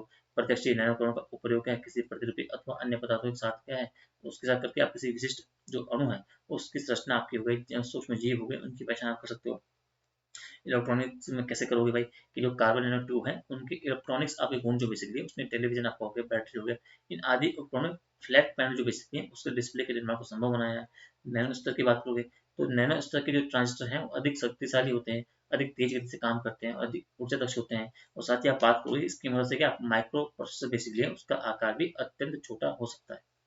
नैनोमीटर की बात करोगे तो नैनोमीटर स्तर के आपके जो मैग्नेटिक टनल बेसिकली आपके जंक्शन जो है उनसे आपका जो मैग्नेटिक रैंडम एक्सेस मेमोरी है उसका विकास आपका संभव हुआ है, ठीक है। ऊर्जा सेक्टर में आप क्या बात करोगे? ऊर्जा क्षेत्र में कैसे काम हो करेगा कि नैनो स्तर के आपके जो पदार्थ होंगे उससे आपकी हल्की लचीली प्लास्टिक परंपरागत जो आपकी है वो सौर ऊर्जा उपकरणों को विस्थापित कर सकती है। नैनो तकनीक से आपके युक्त आपके सोलर पैनल होंगे उनकी दक्षता भी क्या है, परंपरागत सोलर पैनल है उनसे अधिक होती है, और आपका विनिर्माण भी आपका सस्ता होता है, सरल तरीके आपका इसका विनिर्माण आपका होता है, इसको कुछ जानते रहना है, ठीक है। इसका आप बोलोगे कि भाई जो आपके अनेक आपके हल्के वजन आपके होंगे जो 10 आपकी बैटरी के विकास में भी आपका 10 नहीं दक्ष है, 10 बोल देना है, आपके अनेक हल्के वजन और दक्ष बैटरी के विकास में इसका प्रयोग होगा, जो जल्दी चार्ज होगी, लंबे समय तक चार्ज रहेगी। नैनो पदार्थ के माध्यम से यातायात के वैकल्पिक साधन की बात आप करोगे, संकल्पना कोशिश करने वाले जो फ्यूल सेल बेसिकली उसमें भी आपका सुधार, ठीक है। ऑटोमोबाइल में क्या बोलोगे भाई कि आपका जो मोटर वाहन क्षेत्र में क्या है नैनो इंजीनियरिंग का आपका इस्तेमाल कर उच्च रिचार्ज बैटरी आपकी हो गई, कम लागत वाले बेहतर सेंसर आपके हो गए, आदि विकसित किए जा सकते हैं। आपकी कारों में क्या है नैनो कण की मदद से होने वाला आपका जो पेंट बेसिकली है वो ज़्यादा आकर्षक बनेगा, ज़्यादा खरोंच सहित आपका हो सकता है। नैनो कण से आपके तैयार होने वाले जो कार के टायर बेसिकली वो आपके हल्के होंगे, इनका इस्तेमाल करने पर आपके टायरों की रबड़ भी आपकी बहुत कम खिंचती है। टायरलेस आप बोल सकते हो, जो पंचरलेस ऐसे टायरों का आप निर्माण कर सकते हो, समझो। वस्त्र उद्योग में क्या बोलोगे कि भाई नैनो कण के माध्यम से आप जल रोधी दाग रोधी कपड़े पहन जा सकते हैं, बुलेट प्रूफ जैकेट भी बन सकती है।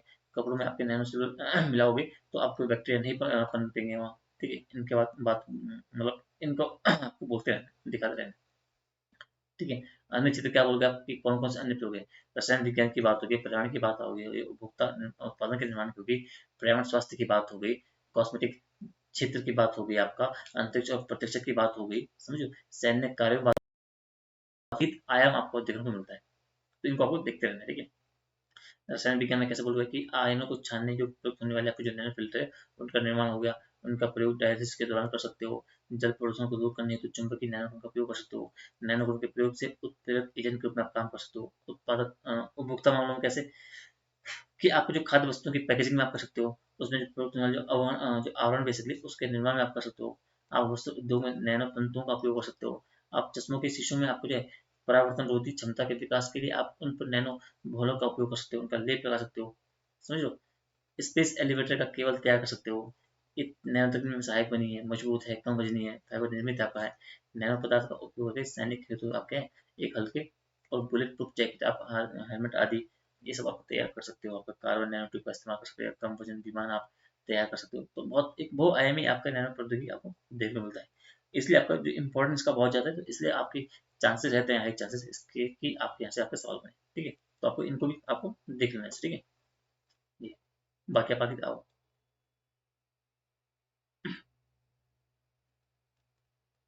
कि स्वास्थ्य देखभाल में उसमें किस तरीके से आपका नैनो टेक्नोलॉजी का उपयोग होगा। आप स्पेसिफिक में लिखा है, आप ऐसे देख सकते हो, ठीक है। दवाओं का वितरण में आप होगा, कैंसर उपचार की बात हो गई, जेनेटिक विकारों का उपचार हो गया, आपकी चिकित्सा इमेजिंग की बात होगी, एंटी माइक्रोवेव थेरेपी की बात आपकी बात होगी, टिश्यू इंजीनियरिंग की बात आपकी, बायो सेंसर की बात होगी। तो इन सब में भी क्या आपका जो एक नैनो प्रौद्योगिकी है उसका आपका उपयोग हो सकता है, ठीक है। अब भारत में जो नैनो प्रौद्योगिकी है उसकी अवस्थिति क्या है, उस पर आपको चर्चा करनी है, ठीक है। तो अगर आप बोलोगे तो नैनो प्रौद्योगिकी आपका एक ज्ञान केंद्रित आपका है, एक सक्षम प्रौद्योगिकी है जो आपका राष्ट्रीय अर्थव्यवस्था और जो आपका विकास है उसके लिए आपको दूरगामी जो प्रभाव इसलिए उसके साथ साथ क्या है, जो उत्पाद आपके हो गए, जो आपकी प्रक्रिया आपकी हुई उसको एक विस्तृत श्रृंखला के रूप में प्रभावित करती है। और विज्ञान और जो प्रौद्योगिकी विभाग की हम बात करेंगे उसने पिछले कुछ समय से क्या करके पहले शुरू किए, और नैनो उसमें से एक प्रमुख है, ठीक है। अब विज्ञान और अगर प्रौद्योगिकी विभाग की हम बात करें उसने वर्ष 2001 की हम बात करते हैं। तो 2001 में क्या उसने विज्ञान और प्रौद्योगिकी पहल एक शुरू की थी। शुरुआत की है, एक ये है कि एक आदर्श कार्यक्रम आपका था, ठीक है, जिसके तहत आपको जो नैनो विज्ञान के विकास और जो शोध कार्य बेसिकली उसको बढ़ावा देना आपका हो गया। नैनो तकनीक की हम बात करेंगे, उनके केंद्रों की आपकी स्थापना करनी है। आपकी 11वीं पंचयोजना की बात करोगे 7 से लेकर 12 तक, उसमें अधिक महत्वपूर्ण लक्ष्य आपके थे, वो एजेंसी कार्यक्रमों की रूपरेखा तैयार की गई। और इस सोच का नतीजा क्या हुआ कि नैनो मिशन आपका निकला, वो आपको परिलक्षित हुआ इस अंदर। तो अगर आप जैव उसमें नैनो प्रौद्योगिकी की बात होगी भारत के संदर्भ में, तो आपको जो नैनो मिशन है उसका उल्लेख करना पड़ेगा, ठीक है। तो शुरुआत 2007 में इसकी शुरुआत होती है, 1,00,000 करोड़ के इसके आवंटन को दिया गया था। प्रमुख उद्देश्य क्या थे, आपके मूलभूत अनुसंधान को वित्तीय प्रोत्साहन आपको हो गया। नैनो विज्ञान और जो आपका प्रौद्योगिकी अनुसंधान है उसके लिए आपको आधारभूत संरचना का आपको विकास करना था, समझिए। नैनो अनुप्रयोग आपका हो गया, प्रौद्योगिकी सुरक्षा कार्यक्रम शुरुआत करना हो गया, मानव विकास आपका, संसाधन विकास, कौशल विकास, अंतरराष्ट्रीय सहयोग, ये सब उसमें बातें बोली गई, ठीक है। अगला आप समझो रोबोटिक्स से आप क्या समझते हो, रोबोटिक्स क्या है। तो रोबोटिक्स आपका विज्ञान की शाखा एक स्पेसिफिक है, जिसके अंतर्गत क्या है, रोबोट की डिजाइन आपका हो गया, रोबोट का निर्माण हो गया, अनुप्रयोग हो गया, इनका अध्ययन किया जाता है। और रोबोटिक्स में भी कई पहलू आपके शामिल होते हैं, जिसमें आपका रोबोट डिजाइन आपका हो गया, निर्माण हो गया, आर्टिफिशियल इंटेलिजेंस आपकी हो गई, एआई आपकी हो गया, आपका मोशन प्लानिंग आपका हो गया, और नियंत्रण से लेके ह्यूमन रोबोट इंटरफेस है, इन जैसे पहलू आपके शामिल होते हैं, समझ गए। अब है रोबोट के अनुप्रयोग क्या है भाई, तो कहाँ कहाँ आप रोबोटिक्स का इस्तेमाल कर सकते हो आपको भी दिखाना है, ठीक है। तो अगर अनुप्रयोग की हम बात करेंगे तो औद्योगिक क्षेत्रों में क्या है कि भाई औद्योगिक क्षेत्र में आपके रोबोट के अनुप्रयोग करें, ठीक है। तो विकसित देशों की अगर हम बात करें तो उनकी अर्थव्यवस्था में जो व्यावसायिक रूप में आप देखते हो, और जो औद्योगिक क्षेत्र में क्या है रोबोटिक्स का प्रयोग क्या है, वो आपका प्रतिवर्ष अगर आप देखोगे वो प्रतिवर्ष एक अच्छे खासे प्रतिशत दर के साथ आपका बढ़ रहा है, ठीक है। आप बात करोगे कि औद्योगिक क्षेत्र में किस तरीके से आप रोबोट का इस्तेमाल करोगे, आप उत्पादन लागत में इसमें कमी होगी, आपकी उत्पादकता में वृद्धि होगी, आप बेहतर उत्पादन गुणवत्ता कर पाओगे, आप प्रतिकूल परिस्थितियों में आप कार्य कर पाओगे, उच्च स्तरीय प्रबंधन आपको उपयोगी होगा, व्यावसायिक सुरक्षा और जो स्वास्थ्य संरक्षण आपका इसका उपयोग होगा। गैर औद्योगिक क्षेत्र और उसमें क्या अनुप्रयोग है भाई, कृषि कार्य में इसका उपयोग है, रेडियोधर्मी पदार्थों संबंधित इसका उपयोग है, अग्निशमन में इसका प्रयोग हो जाएगा, खदानों में कार्य करने संबंधी आपका प्रयोग हो जाएगा, समुद्र तल में कार्य करने हो जाएगा, अंतरिक्ष खोज में, अंटार्कटिका में, चिकित्सिक कार्य में, यानी कि जहाँ विषम भौगोलिक परिस्थितियां हैं, जहाँ मानव काम नहीं कर सकता है, उसके संभव नहीं है, वहाँ क्या आप रोबोटिक्स का इस्तेमाल कर सकते हो, ठीक है। तो ये इसके अनुप्रयोग क्षेत्र आपको थोड़ा सा दिखते हैं, ठीक है। आगे देखते हैं, एक मिनट, ठीक है। हाँ, इसे देखा कि क्या ये बोल रहा है कि क्या रोबोटिक्स आपका जो है वो मानव जीवन के हर क्षेत्र में क्रांतिकारी परिवर्तन लाएगा, उसके करने में सक्षम है, आपको टिप्पणी करना है। तो अभी हमने ऊपर जो क्षेत्रों की बात की ये, ठीक है, इन सभी क्षेत्रों का आपको उल्लेख कर देना है कि भाई इन क्षेत्रों में इसका एक क्रांतिकारी प्रभाव लाएगा, और इस वजह से आपका जो रोबोटिक्स है आपका महत्वपूर्ण भूमिका निभाता है। आप बोलोगे भाई किस कहाँ कहाँ आपको इंपॉर्टेंस रोल निभाएगा, आपके कई क्षेत्रों में आपके क्रांतिकारी परिवर्तन आपका लाएगा, ठीक है, हर क्षेत्र में आपका परिवर्तन लाने में सक्षम है, ठीक है, ठीक है। थोड़ा अतिशोक्ति होगा अगर हम बोले, अच्छा सही सवाल को समझना है, ठीक है। ये बोला कि क्या रोबोटिक्स मानव जीवन के हर क्षेत्र में अगर क्रांतिकारी परिवर्तन लाएगा, हर क्षेत्र की बात कर रहा है, ठीक है। टिप्पणी करना है, आपको आलोचनात्मक उसमें पूछ लिया है, तो आपको हर क्षेत्र में नहीं बोलेगा, जहाँ पे टेक्निकल क्षेत्र है वहां नहीं ले पाएगा, लेकिन जहाँ पे आपके कुछ ऐसे क्षेत्र बेसिकली हैं जहाँ पे वो यूजफुल नहीं है, कैसे, जहाँ पे मानव होना बहुत इंपॉर्टेंट रोल आपका निभाता है, भावनात्मक समझ और जो सहानुभूति के संदर्भ में, तो वहाँ तो बिल्कुल नहीं है। आपके रचनात्मकता और कल्पना के संदर्भ में, मानव कलाकार लेखकों में जो आपकी चीजें होती है, नैतिक निर्णय, जिम्मेदारी की बात आप करोगे, मानव में प्रमुख आपको देखने मिलती है, सामाजिक संबंध और समाज के संदर्भ में वहाँ नहीं है, आत्म जागरूकता, आत्मविश्वास के संदर्भ में, आत्म विकास के संदर्भ में, शिक्षा और मनोविज्ञान के संदर्भ में नहीं, जहाँ मानव शिक्षकों और मनोवैज्ञानिक की जगह नहीं ले सकते हैं, ठीक है। शिक्षा में कैसे भाई कि मतलब आपको जो एक शिक्षक और जो एक छात्र का संवाद होता है एक क्लास में, अब मैं आपको समझा रहा हूँ, ठीक है, एक शिक्षक होने के नाते आप ऐसा समझ रहे हो, तो एक इंटरेक्शन जो बन रहा है ना, जो भावनात्मक जो कनेक्शन बन रहा है, वो जो एक रोबोट रोबोट और जो बाकी बच्चों के कंपेयर में नहीं बन पाएगा। ठीक है। तो जो आपकी चीजें ना वो वहाँ पे दिखेगी नहीं उस पर्सपेक्टिव से। तो ये कह रहा है कि शिक्षा जो मनोविज्ञान के संदर्भ में आप बोलोगे, स्वास्थ्य सेवा में जो आपका एक मानव स्पर्श होता है उसके संदर्भ में उनकी देखभाल की जगह नहीं ले पाएगा।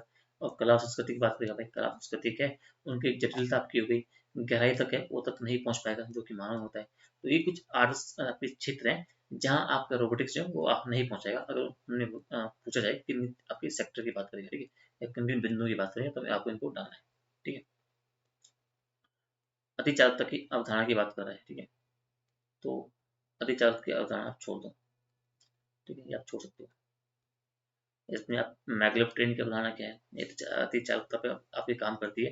तो आपका ये समझो कि एक ट्रेन के आपका जो मैग्नेटिक लेविटेशन है उस पर तकनीक पे वो काम करती है। इस तकनीक में क्या होता है कि अतिचालकता है उस पर आधारित जो आपको शक्तिशाली आपका चुंबक आपका क्षेत्र होता है उसका प्रयोग करके आपका वाहन को सतह से लगभग 1 से 6 इंच तक आपको ऊपर लटका कर चलाया जाता है। ये आपका एक वो होगा, और इतना आपका इतना गैप तक चलती बिना स्पर्श के, ठीक है, ताकि रेलगाड़ी क्या है घर्षण से प्रभावित नहीं होती है और उसकी गति में क्या उल्लेखनीय वृद्धि आगे की जा सकती है। ठीक है। ये बोला कि जो मैग्लेव ट्रेन है उनकी गति लगभग 500 किलोमीटर प्रति घंटे से भी अधिक होती है। उल्लेखनीय है कि जो मैग्लेव ट्रेन है उनमें पहियों का प्रयोग नहीं किया जाता। ठीक है। लाभ क्या है कि ऊर्जा की ज्यादा खपत से क्या आपका बचाव होगा, घर्षण नहीं होगा, तो इससे दौरान क्या विद्युत कार्य आपको नहीं करना पड़ता है, इतना को ध्यान रखना है। आप क्या बोलोगे? आप और बोलोगे कि भाई जो ध्वनि प्रदूषण आपका होता है घर्षण से, उसमें व्यापक कमी आएगी। 65 से 70 डेसिबल आपका कमी आप ला सकते हो। वायु प्रदूषण आपका नहीं होगा। उच्च चढ़ाई क्षमता आपकी होगी जो सामान्य ट्रेनों की समस्या पाई जाती है। तीव्रतर आपको जो ब्रेक प्रणाली है, रोक प्रणाली उसको आप काम करेगा। इंस्टेंट आपका जो ब्रेक सिस्टम काम करेगा। आपदा समस्या नहीं है। आपका विपरीत मौसम में भी संचालन संभव है, ओला हो गया, वर्षा हो गया, पाला हो गया, कुछ भी होगा, ठीक है। आपका यात्रा समय उसमें आपका बचाव होगा। आर्थिक खर्चा, आर्थिक गतिविधियां बढ़ने से आपका जीडीपी में आपकी वृद्धि होगी।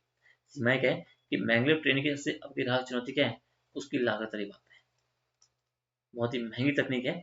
1 किलोमीटर का आप ट्रैक अगर बिछाओगे तो आपको लगभग 100 से 150 करोड़ रुपए खर्च करने पड़ेंगे। और भारत जैसी आपकी जनसंख्या जहाँ इतने ज्यादा आपको जरूरत पड़ेगी तो वहां तो आप क्या ही बोलो। ठीक है। कमर्शियल तरीके से आप बात करोगे तो सिर्फ चीन आपका हो गया, जापान हो गया, दक्षिण कोरिया हो गया, इन देशों में चल रही है। ठीक है। तो मैग्लो ट्रेन के बारे में आपको इतना सा आपको थोड़ा जानते रहना है कि मैग्लो ट्रेन की अवधारणा क्या है। ठीक है। अब अगला ये बोल रहा है कि आपको जो लेजर टेक्नोलॉजी इसके बारे में क्या बोल रहा है कि जो लेजर प्रौद्योगिकी का उपयोग किया भाई। तो जो लेजर प्रौद्योगिकी है वो एक ऐसी तकनीक है जिसमें आपके प्रकाश की एक संकीर्ण और शक्तिशाली किरण निकलती है, उसका उपयोग किया जाता है। और ये तकनीक क्या आपका प्रकाश को एक दिशा में आपको केंद्रित करने और उसकी ऊर्जा को बढ़ाने के लिए आपका उपयोग की जाती है। ठीक है। इसमें आपका वही उद्दीपन उत्सर्जन प्रक्रिया का प्रयोग करके प्रकाश का प्रवर्धन आपका किया जाता है। ठीक है। इतना आपको थोड़ा सा ध्यान रखना है। ठीक है। अब इसका अनुप्रयोग बहुत व्यापक है भाई। ठीक है। व्यापक कैसे आप बोलोगे भाई कि एक सूचना और संचार तकनीक में इसका उपयोग हो रहा है। आप ऑप्टिकल फाइबर केबल में आपका लेजर का प्रयोग करके द्वारा एक है प्रकाश के रूप में आपका सूचना का संप्रेषण आपका होता है। सीडी आपके हो गई, डीवीडी आपको हो गया, सीडी रोम हो गया, उसमें जो एक आपके डिस्क बेसिकली है उस पे जो आंकड़ों का आपका संग्रहण करने में आपका इनका उपयोग किया जाता है। औद्योगिक क्षेत्र में किससे, जब ये कठोर वस्तुओं को आपको जो काटने का आपका हो गया, हीरो को तराशने की बात होगी, आपका रक्त प्रसंस्करण की बात होगी, कपड़ा कढ़ाई, आपका पुल भवन सुरंग पाइप, इन सभी खंड में आपका इनके सर्वेक्षण बेसिकली वेल्डिंग ले लो, लेजर प्रिंटिंग आपको ले लो, खाद्य पदार्थों के पैकेट आपका पुस्तक, इन पर बारकोड पढ़ना आपका हो गया, इन सब में आपका लेजर का उपयोग किया जाता है। ठीक है। त्रिविमीय चित्र की बात कर रहे हो, लेजर की सतह से आप क्या है एक होलोग्रामी आपका होलोग्राफी बेसिकली है, आप पद्धति विकसित कर सकते हो। इसमें एक ऐसी फोटोग्राफी होती है जिसमें आपकी लंबाई चौड़ाई ऊंचाई तीनों विमाओं का आपका आभास होता है। चिकित्सा की बात कर लो भाई कि पथरी का उपचार आपका हो गया, आंख की सर्जरी आपकी होगी, दांतों का उपचार हो गया, कैंसर का इलाज हो गया, त्वचा का इलाज हो गया, मुहासों का उपचार हो गया, झाइयाँ बेसिकली, ये सब क्या है आपका टैटू रिमूवल, ये आप चिकित्सा में आपका हो रहा है। तो चिकित्सा क्षेत्र में आपका विशेष तौर पर आप देखोगे तो शल्य चिकित्सा में ऑपरेशन में आपका लेजर तकनीक का उपयोग हो रहा है। कान नाक गले की सर्जरी में आपका कार्बन डाइऑक्साइड लेजर का प्रयोग किया जाता है। ठीक है। मनोरंजन में किस तरीके से आप बोलोगे भाई कि जो मनोरंजन आप पार्क है वहाँ पे लेजर लाइट शो आपके चलते हैं, रंग बिरंगी आपकी लेजर किरणें आपको होती है उनका आपका प्रयोग किया जाता है। प्रत्यक्ष तंत्र में आप क्या बोलोगे, आपका जो मिसाइल आपका गाइडेंस आपका निर्देशन है, शत्रु मिसाइलों को विमानों की क्षति पहुंचाना, युद्ध आपका मैदानों में टैंक की आपकी दूरी को मापना, नियत स्थानों पर आपको बम गिराना, अचूक मारक क्षमता, लेजर गन, सीमावर्ती क्षेत्र में आपका लेजर वॉल, ये सब क्या आपका इसका उपयोग आप कर सकते हो, इसमें आपका प्रतिरक्षा तंत्र। समझ लो। सुदूर संवेदन आप हो गया, उड़ान पथ का निर्धारण करना, दूरी समय मापन में आपका हो गया, अंतरिक्ष में आपका हो गया, पर्यावरण में आपका हो गया, कृषि में हो गया। तो इसके अनुसार भी आपके बहुआयामी आपको तो आपको ध्यान रखने। ठीक है, आपको टाइम देते हैं, क्लास कितनी आपकी हुई? 1 घंटा हुए तो क्या करें, आज ही पूरा कर लें या एक आध आपके और लगेगी? क्योंकि अभी आपके कुछ सवाल आपके और हैं, देखोगे तो कितने सवाल हैं। अभी तो 37 के आसपास होंगे, आपके 30 आपके सवाल कुछ और हैं। तो हम ये करते हैं, एक क्लास हम और देते हैं। ठीक है, क्योंकि अगर मैं इसी क्लास को दूंगा तो मुझे शाम क्लास में रिकॉर्ड करनी है, तो मैं ना टाइम मैनेज नहीं कर पाऊंगा। तो मैं कोशिश कर रहा हूँ कि एक क्लास में और दूंगा, और आपको जो रिमेनिंग क्वेश्चन आपको जो सिलेबस के हैं, जिसमें आपका पूरा साइंस टेक का आपका कवर हो जाएगा। ठीक है, तो मैं कोशिश ये कर रहा हूँ कि सिलेबस में जितने आपके क्वेश्चन बन सकते हैं, जितने आपके टॉपिक हैं, उन टॉपिक्स का आपको समझ में एक सवाल के माध्यम से दे दूँ। ऐसे सवाल आपके पास आएंगे, उनको आपको इसी फॉर्म में आपको आंसर दे देना है। इससे ईजी वे क्या होगा, और कुछ नहीं है। तो इस तरीके से क्या आपका जो एक साइंस एंड टेक का जो फॉर्मेट है, जो आपका सिलेबस है, आपका अच्छे से आपको तैयार हो जाएगा। ठीक है, ठीक है, तो साइंस एंड टेक भी आपका हो जाएगा। आप चिंता मत करिए, मैंने जो कहा है तो आपको पूरा करवा दूंगा। ठीक है, बस आपको उससे अच्छा आंसर राइटिंग करनी है और उसको रिविजन करना है। ठीक है, पेन पेन ये रहा पेन। ठीक है, तो कल एक क्लास आपकी और लगी, कल शाम तक मैं अपने अपने स्थल पे पहुंच जाऊंगा। फिर इकोनॉमिक ये साइंस टेक अपने पड़ जाएगा। फिर तो 3 क्लास में, या फिर अगर टाइम लगे तो मैं कोशिश करूँगी 2 क्लास में आपका इकोनॉमिक्स का सेक्शन आपका कवर करवा दूँ प्रॉपर तरीके से। ठीक है, बस इतना ही है। मिलते हैं आपको शाम के टाइम। बाकी मैं भी थक गया हूँ बोल बोल के। तो मिलते हैं आपको शाम को उत्तराखंड के पेपर 2 के साथ। तब तक ध्यान रखिए, अच्छे से तैयारी करिए। टाइम सॉरी दोस्तों, sorry sorry sorry sorry sorry है कि मैंने माइक नहीं लगाया था।